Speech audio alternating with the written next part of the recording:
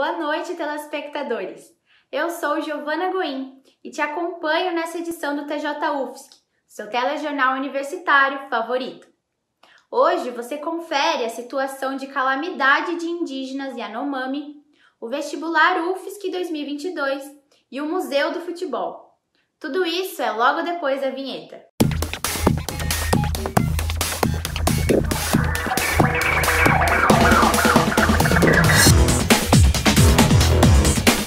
O ministro Luiz Roberto Barroso, do Supremo Tribunal Federal, intimou nesta quarta-feira, dia 17, o governo de Jair Bolsonaro a prestar esclarecimentos sobre a situação vivida pelos indígenas Yanomami. O magistrado atendeu a uma ação protocolada pela Rede Sustentabilidade, nesta terça-feira, dia 16. O partido solicitou que a Corte obrigue o governo a tomar medidas para proteger os indígenas, que sofrem com doenças, falta de atendimento médico e medicamentos, além do avanço do garimpo ilegal. Barroso determinou que em até 5 dias o governo informe a situação nutricional, condições de acesso à água potável, serviços de saúde e medicamentos da população. Além disso, obriga Bolsonaro, entre aspas, a tomar todas as providências necessárias para assegurar aos Yanomami condições mínimas em relação a esses 3 aspectos e a segurança daquela população diante de invasores. Fecha aspas. Agora, não se esqueça, futuro calouro da UFSC, que as inscrições para o vestibular UFSC 2022 terminam amanhã, dia 19.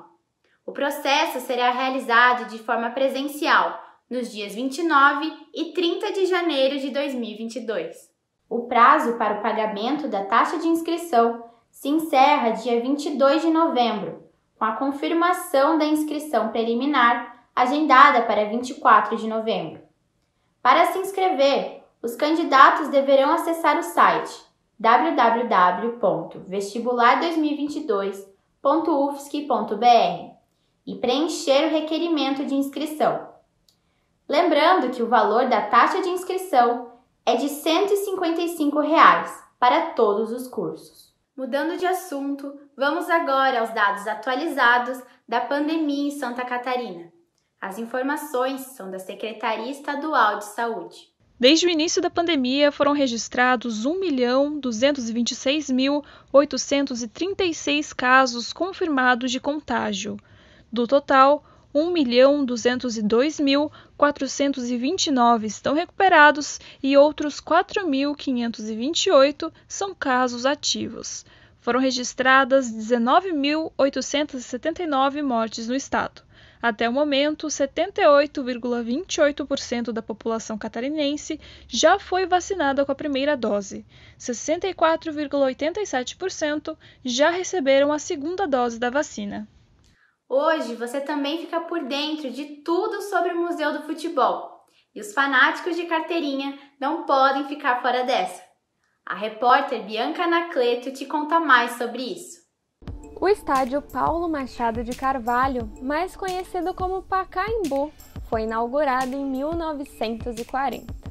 O espaço foi palco de muitos gols e títulos e desde 2008 também abriga o Museu do Futebol. Apesar de ter 13 anos de existência, o Museu do Futebol conta histórias bem mais antigas. Em 2021, faz 150 anos da invenção do goleiro. E pensando nisso, o museu organizou a exposição Tempo de Reação. Ela conta um pouco sobre essa posição no futebol a partir da vida de um grande goleiro, Moacir Barbosa, que faria 100 anos. Simplesmente chamado de Barbosa, o goleiro ídolo do Vasco da Gama sofreu uma das maiores injustiças do esporte.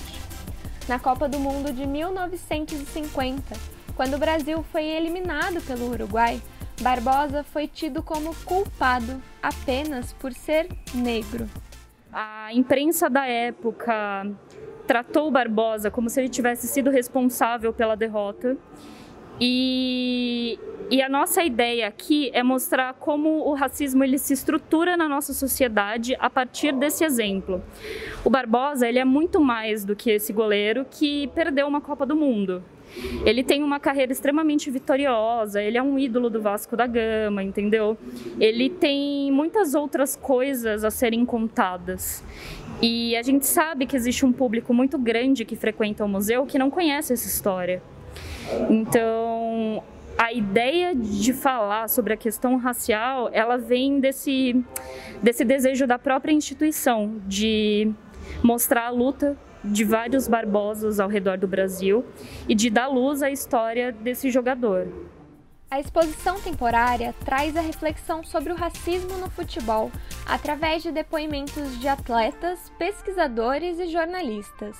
A curadoria foi realizada de maneira colaborativa e o acervo conta com muitos vídeos, objetos e fotografias. O acervo da exposição Tempo de Reação, ele traz muitas fotografias da vida do Barbosa. São imagens que pertencem à família e que foram cedidas pela Teresa Borba, que é a filha de consideração do jogador. A gente tem depoimentos de atletas profissionais e amadores contando sobre o que é ser goleiro. E a gente tem muitos materiais também que foram empréstimos de atletas, profissionais e amadores. A gente tem, por exemplo, camisas do goleiro Aranha, a gente tem camisas de colecionadores. Apesar de temporária, a exposição Tempo de Reação colaborou para algumas mudanças na exposição de longa duração do Museu do Futebol.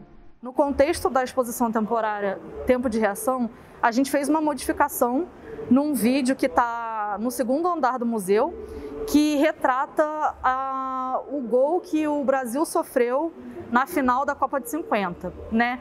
E na narração desse vídeo, a gente fez uma alteração em que a gente explica, a gente cita um trecho de um texto indicando que, na verdade, a responsabilização da Copa, da perda desse título, não foi única e exclusivamente por conta do Barbosa, né?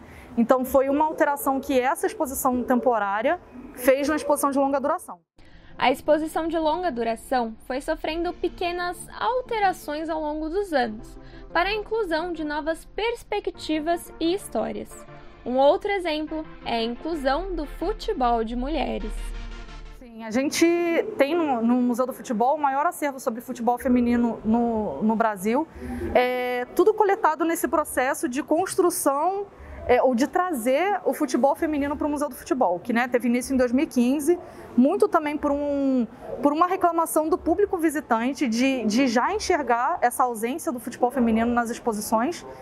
Para além das alterações que foram feitas aqui nessa sala, que se chama Grande Área, numa sala também chamada Anjos Barrocos, que trazem jogadores ilustres, como Romário, Ronaldo, Ronaldinho Gaúcho, enfim, e outros jogadores muito representativos, não havia presença feminina.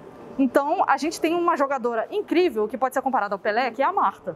E a Marta não estava presente. Então, Marta, Formiga, Cici, essas jogadoras elas foram integradas às salas Anjos Barrocos.